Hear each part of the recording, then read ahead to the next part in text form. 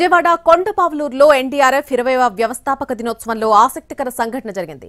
Protocol ప్రకారం శిలాఫలకం tent దగ్గర కేంద్ర హోంమంత్రి అమిత్ షా, సీఎం చంద్రబాబుకు మాత్రమే కుర్చీ వేశారు అధికారులు.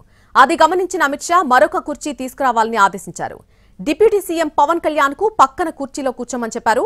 ఈ వీడియోను జనసేన కార్యకర్తలు వైరల్ చేస్తున్నారు. ప్రధాని మోడీ, కేంద్ర హోంమంత్రి అమిత్ షాలు పవన్ కళ్యాణ్ కు ఇచ్చేటువంటి ప్రాముఖ్యత ఇదేనంటూ ప్రచారం చేస్తున్నారు.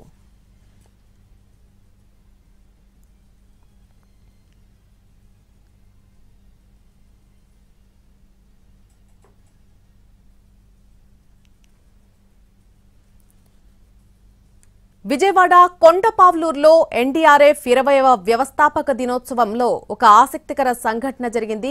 వ్యవస్థాపక దినోత్సవానికి హాజరైనటువంటి అమిత్ షా పవన్ కళ్యాణ్ కు కుర్చీ వేయమని చెప్పినటువంటి దృశ్యాలు మనం చూస్తున్నాం. ప్రోటోకాల్ ప్రకారం అయితే శిలాఫలకం టెంట్ దగ్గర కేంద్ర హోంమంత్రి అమిత్ షా అలాగే సీఎం చంద్రబాబుకు మాత్రమే అక్కడ అధికారులు 2 కుర్చీలను మాత్రమే ఏర్పాటు చేయడం జరిగింది.